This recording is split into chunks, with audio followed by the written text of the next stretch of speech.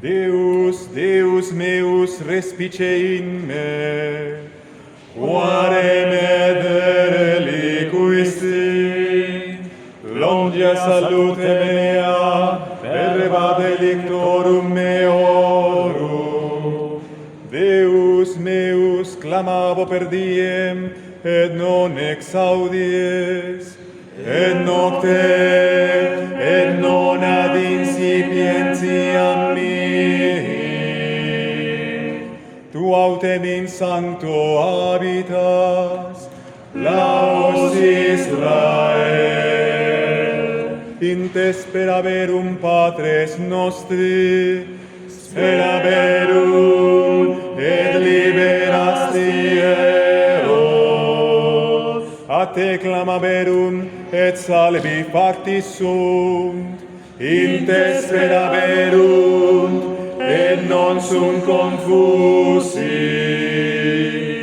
Ego autum sum vermis et non homo, opprobrium hominum, evacjectio plebis.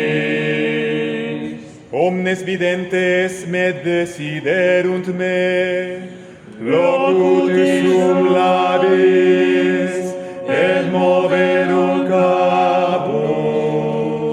Speravit in Domino, eripiat eum, salvum faciat eum, quoniam vulteum, quoniam tu es, qui extraxisti me de ventre, spes mea buberibus matris me. In te proiectus sum ex utero, debente matris me, Deus meus estu, medices eris a me. Quoniam tribulatio proxima est, quoniam non est qui adiubet, circumdederunt me bituli multi, tauri pingues obsederunt me, aperuent super meo sum, sicut leo rapiens et rugiens, sicut aqua effusus sum, et dispersa sum omnia osa mea. Factum est corre meum tamquam thera liquescens, in medio ventris mei. Arruit tamquam testa virtus mea, et lingua mea edisit faucibus meis, et in pulverem mortis deduxisti me. Quoniam circumdederunt me canes multi, concilium malignantium obsedit me. Foderunt manus meas et pedes meos, linuberaverunt omnia osa mea. Ipsi vero consideraverunt et inspexerunt me, diviserunt me, divi vestimenta mea, et super vestem mea miserum sortem.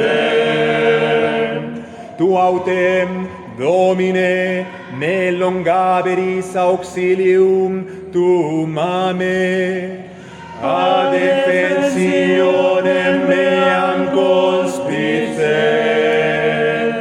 Erua framea Deus animam meam, et de manu canis unicam meam. Salva me ex ore leonis, et a cornibus unicornium humilitatem meam. Narrabo nomen tuum fratribus meis, in medio ecclesiae laudabo te. Viti metis Dominum laudate eum, universum semen Jacob glorificate eum. Timeat eum omnes semen Israel, quoniam nos prebit, neque despexit deprecationem pauperis, nec avertit faciem suam mame, et cum clamarem ad Deum, exaudivit me. Apud telaus mea in ecclesia magna, quota mea redam in conspectu timentium meum, ed in pauperes et saturabuntum, laudabum Dominum qui requirunt Deum, vivem corda eorum in saeculum saeculi.